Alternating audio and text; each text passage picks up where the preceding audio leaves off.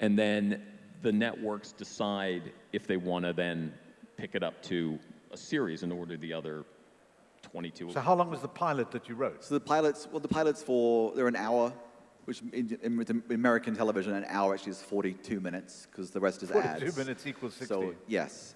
And the problem with pilots is they're all made at the same time, so you're competing with all the networks. They probably make 60 pilots a year. And so you're competing with the same cast and resources, and they pick probably, 20% of the pilots they make. So it's incredibly wasteful. And what's happened in recent years with Netflix, which has gone straight to series, the idea that there's no pilot. You skip the pilot phase and you go straight to series and you make 13 or 10 episodes immediately, which is much more cost effective because you're not wasting $10 million making a pilot. But in this particular case, you write the pilot, you shoot the pilot, you get a budget to shoot the pilot. What happened then? We made the pilot. It actually went very well. And it's a big testing. So once you make the pilot, they test it. And what they do it's a bizarre process in America. They get your show. Maybe they do it here. I don't know. But they recruit an audience. They recruit an audience, and then you sit behind. It's like those police interrogation rooms. You're behind a mirror, watching an audience watch your show. Right. The audience have a little contraption in their hand. Dials. A little dial, which they can twist. If they're liking what they're seeing, they twist it to like. If they don't like it, they twist it to don't like. And so you're watching on the screen. Oh, my God. You see the lines going up and down. So every moment of the show, you can tell if they like it or don't like it. Yes. And then they can look at it, the ages of the audience and the demographics gender-wise. So you can see if there's an explosion, all the guys love it, all the women hate it. If they're kissing, all the women love it, and all the guys don't like it. So it's like a strange chart of like... And you sitting there watching the product of your work, come out. And you watching this reaction to your work. Yes, it's the most... It's truly painful. Nerve-wracking, horrible experience of your life. And so... And what you're aiming for is that the lines eventually join up and they go up. And so you start the show here, and by the end of the episode, you're on a perfect curve, up. So then what happens at the end of that pilot? You show the pilot, the reaction seems to be good. What happened then? Yeah, the reaction was great. It was one of the highest testing pilots in the history of Warner Brothers. Yeah. And then what happens is the network. So Warner Brothers was the studio, and the network at the time was called the WB. It then became the CW later. But and the WB and the CW in America are sort of youth. It's a youth skewing network. So their target demo is basically 12 to 34. But then they ordered the show, and ordering the show means they give you the green light to do what? To do 13 episodes initially. Yeah. But what happened to us was that this was in 2001, and all the press had been like, who wants to see Superman? This is a really boring character. No one's interested. And the show was going to premiere in October. And of course, September 11th happened. And then the press changed, which was America wants a hero, a homegrown hero. And so we became sort of very much a sort of patriotic, a beacon of hope for America post 9/11. So it was timing as well. I think that it really fed into something that was in the ground well of America at that point, that needed something about American that was honest and pure and about good morals, and it was about family. It was about the heartland of America. So I think it really was a confluence of, it was a good show, it was the right time, and it worked. Amazing. So you write that first season. How do you know the first season is going well for you to be invited to write the second season and ultimately running it for 10 years? Well, we were very lucky that when it premiered, it was the highest rated show in the history of the network. So it premiered very well, and then by the fourth episode, because the ratings were good, they picked it up for what's called the back nine. So that's how you get to 22. And then that January, they then picked it up for season 2. And then, so we knew very early, even from the first season, that we were going to have a second season. And so then you can sit down and start planning for how you want the season to end, and then how that'll propel you into season 2. So as writers, once you got notice that they were picking this up, had you already sketched out the architecture of the storyline of, I think we had a very rough idea. We always talk about a 5-year plan. We had a sort of touchstone moments and where it would go. But, you never want to anticipate or take the audience for granted. So it's for us is we look at every season as its last in terms of like we want it to go on, but we want to make sure that every season's satisfying. That you're not hanging around waiting for things to. So for us, it's always about the. We can't. Ensuring that each season is satisfying in itself and never taking that for granted. Okay, let's have a look at, this was a follow-up to Shanghai Noon. Correct. Which basically, because you'd had such a hit with Shanghai Noon, this led to Shanghai Nights. So the same team.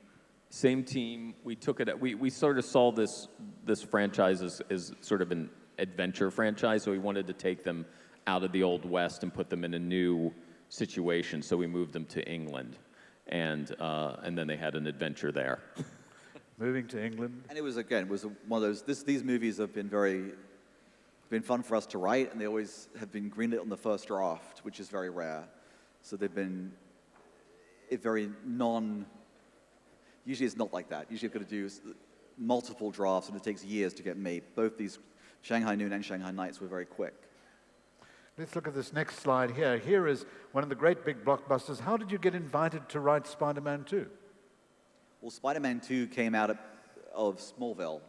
So having done Lethal Weapon 4 and the Shanghai movie, we were sort of known as buddy guys. And then Smallville changed everything for us, and we became superhero guys. Yeah.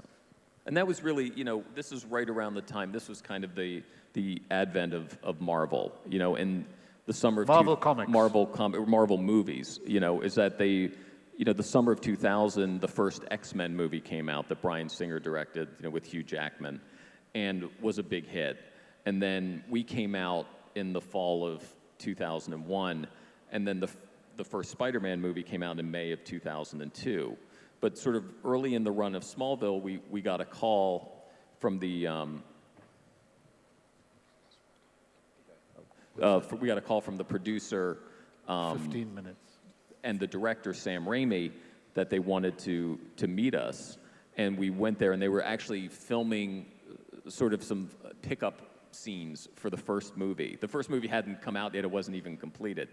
And so we went to the set, and we met Tobey Maguire, and we met Sam Raimi. And they said, we really like Smallville. We want you to write the sequel to Spider-Man. Wow, was like, that's a big deal. It was a big deal. That was a good day. So we immediately said yes, and sort of set off to write the sequel while they were still finishing the first movie. And while we were still in the middle of season 1 of Smallville, so it was a lot to take on. So we're doing this huge franchise here, and then writing Smallville and running this TV show. So it was a lot to do. But you can't turn down that kind of opportunity. So it's always like, we rarely say no, which is one of our problems.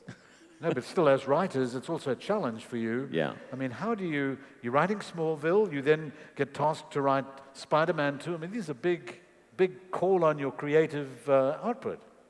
Yeah, no, it's very challenging, but you have to take opportunity when it comes. So for us, it wasn't even a second thought. Huh. Just looking at this, Herbie, something somewhat unexpected, but a Disney movie that you guys wrote as well? Well, this is something you do, we both got families, so to do a movie like this is a fun thing to see for our kids.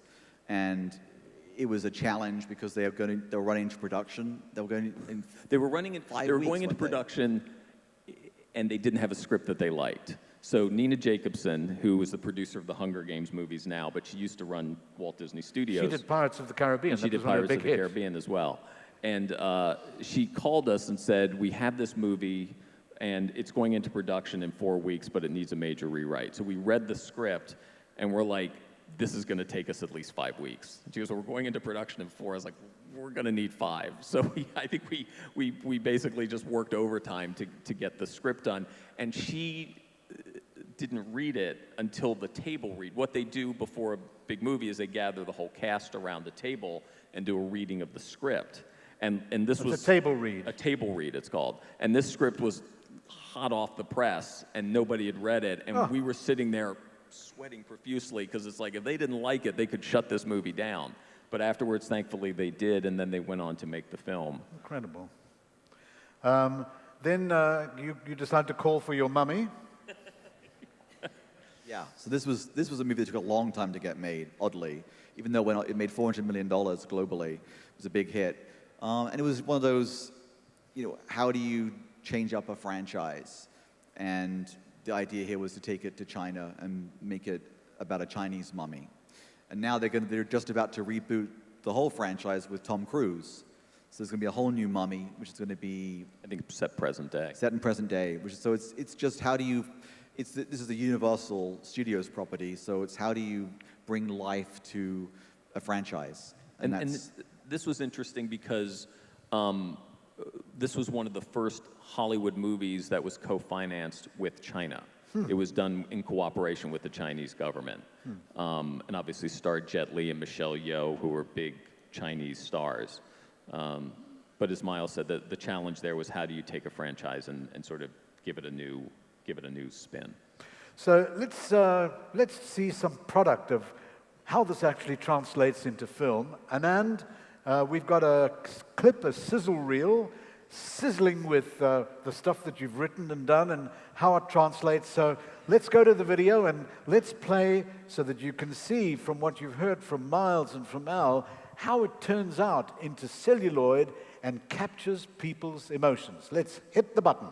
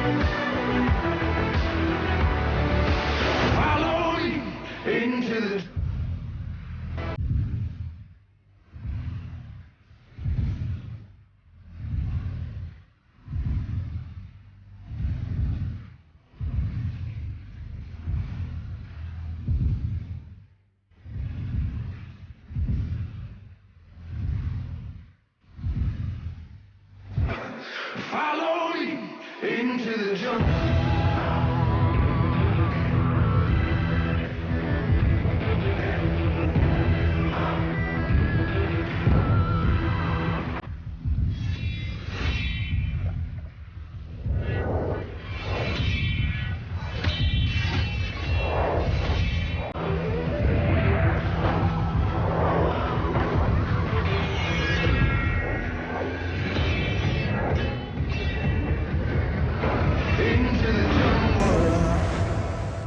Wow, that is incredible.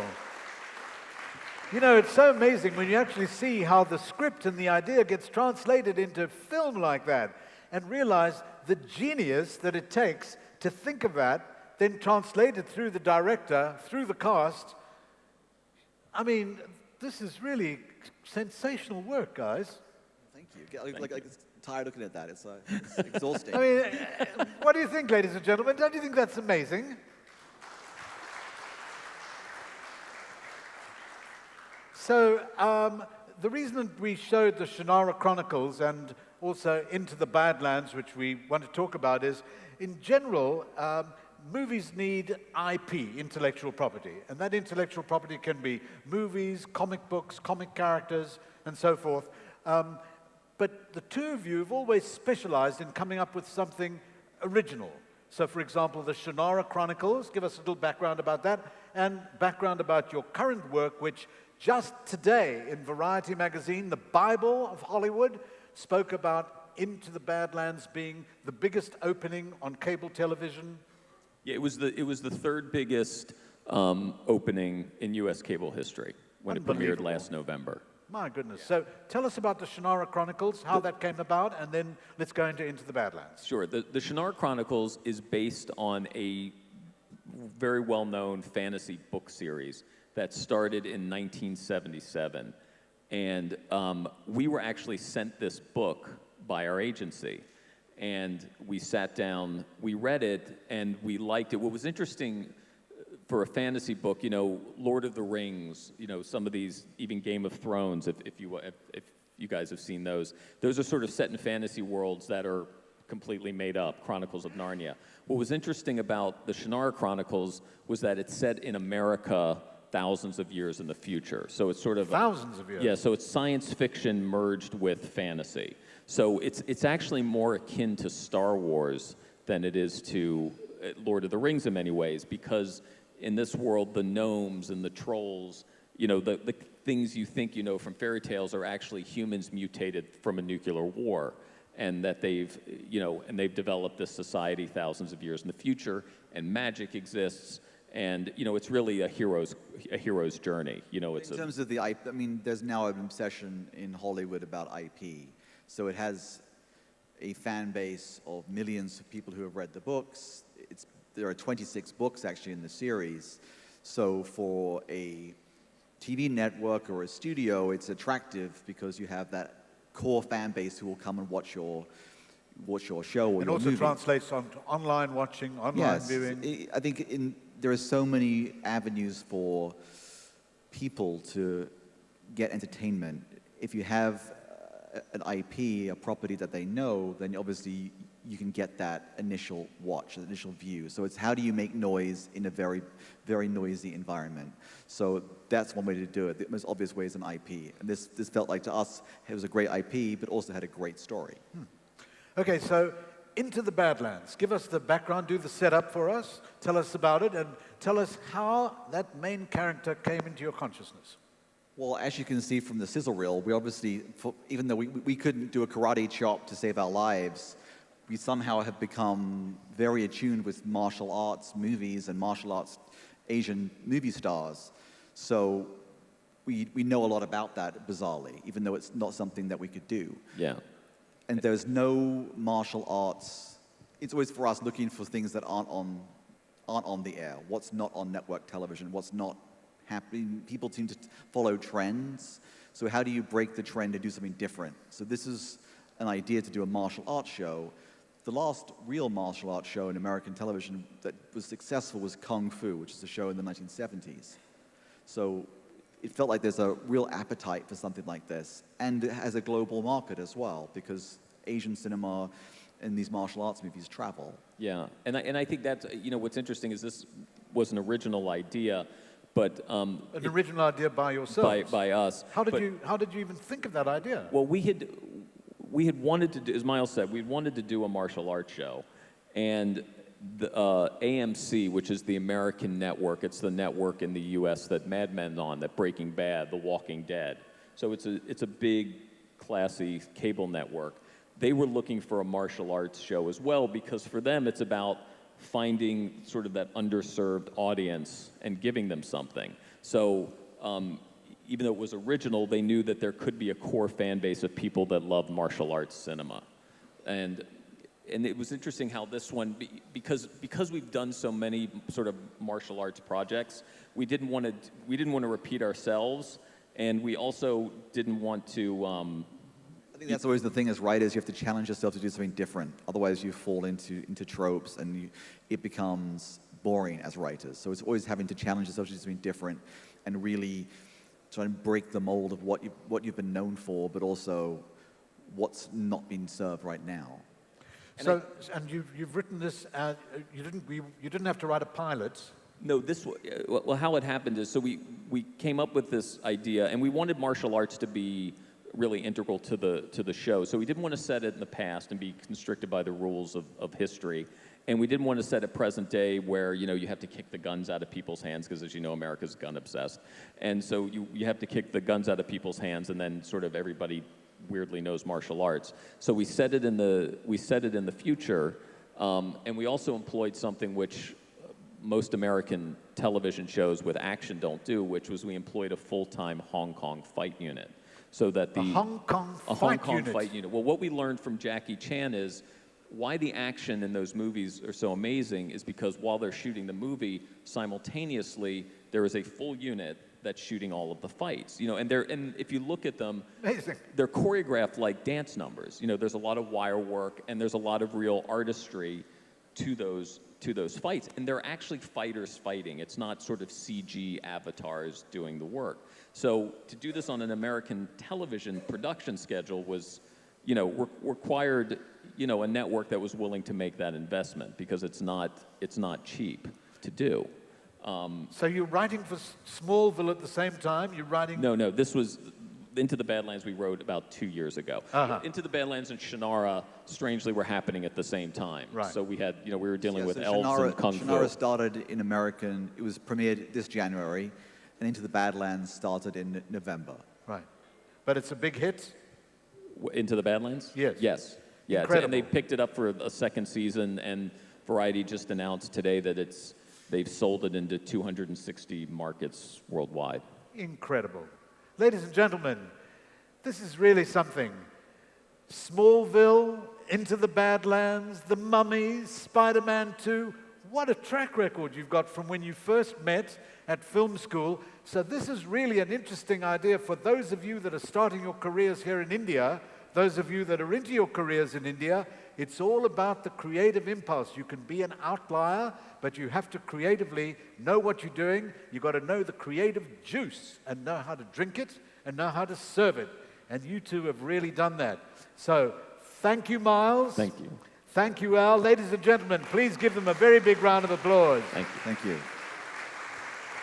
It looks easy if you know how. So a final word from each of you about India, about your views, and would you like to work in India and work as maybe a co-production or something with Indian production companies? A quick word on that. Yeah, absolutely. I think, again, it's, this is a part of the world that, quite frankly, most Americans have only seen through Gandhi and Slumdog Millionaire. And I think it's, it's an incredible, you guys have an incredible film and television industry. You're 1/6 of the world's population. It would be fantastic to figure out how to do, like we've done with Into the Badlands, where we've done it, we've used Asian artists and craftsmen to come.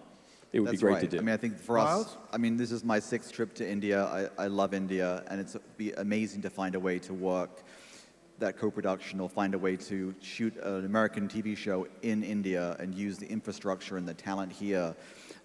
It feels like it should happen, it's going to happen, and we'd love to be part of that. So it's always a privilege to be here, and I love it so much. So here's a challenge to the head of ZTV, the head of Colors, the head of Sony, the head of all of the TV networks. On ZTV. Miles and Al are keen to extend their creativity into India. So ladies and gentlemen, please give them a very warm round of applause. These men have it in the heart for India. Thank you, Al, and thank you, Miles. Thank you, ladies and gentlemen. Let's just take a shot. Yes. Thank you. Into the good lands, not the bad lands.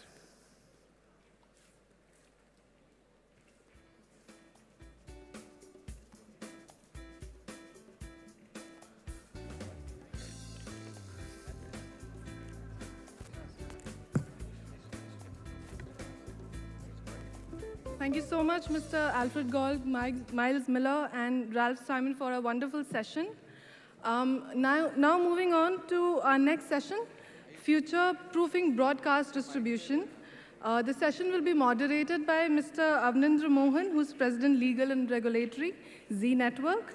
The panelists are Mr. M.K. Anand, who is MD and CEO, Times Network, Mr. Bibhu Prasad Rath, who is CEO, Autel Communications Limited, Mr. Anthony De Silva, MD and CEO, Indus Ind Media and Communications Limited, Mr. Anuj Gandhi, who is Group CEO, IndiaCast Media Distribution Private Limited, and Mr. Srinath Karnakota, who's country head for Microsoft Azure and server business at Microsoft Corporation India.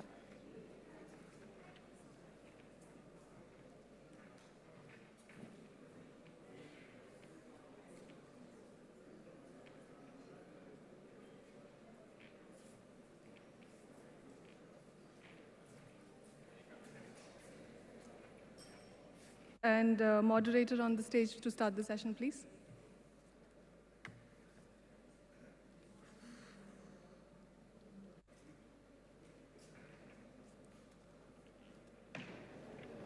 Should you not be in the middle? I don't know. I have been asked to anyway. That I am in the middle or at the side doesn't matter much.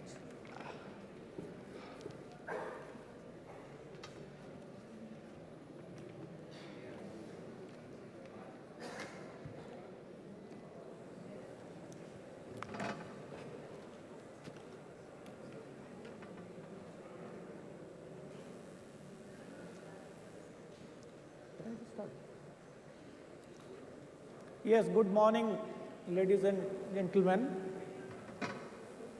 I am again before you, but this time as a moderator. See this, yesterday I told you that the entire gamut of our broadcasting and distribution industry is heavily regulated. And today this session, in fact, there was an original program wherein the regulator was to come and deliver a keynote address. So therefore, we were thinking that our discussion is also going to be regulated. But actually, for one reason or the other, the regulator has not turned up. So therefore, at least in this part, we are going to have a discussion which is going to be regulator-free. And we have got an esteemed panel before us, and we hope that we will have a very useful 1 hour interactive session. Now, just let me, for my co-panelist and fellow panelist, I will just outline certain things, certain overview of certain matters or certain issues which are there in broadcasting and distribution sector, and then each of the panelists for 3-4 minutes can give their views. After that, if out of their talk, if any other issue arises, we will discuss that. And thereafter, we would like to make this session more as an interactive session wherein we would like that as an audience, you also become one of the participants in this session and raise queries and questions, and we'll be very glad to answer those questions. Now, giving you an overview of the things. See, there is a paradigm shift in the viewing of television. Earlier, it was what you call a fixed place and fixed time kind of viewing. Now, it is time and place convenient access. I often say that now it is for any. For any means any screen, any content, any network, and any time. And most important thing is now there is a growing convergence in the sense that now you can use the same network to deliver different content, and you can use different networks to deliver the same content. For example, the multi-system operator can deliver you the video as they have been doing,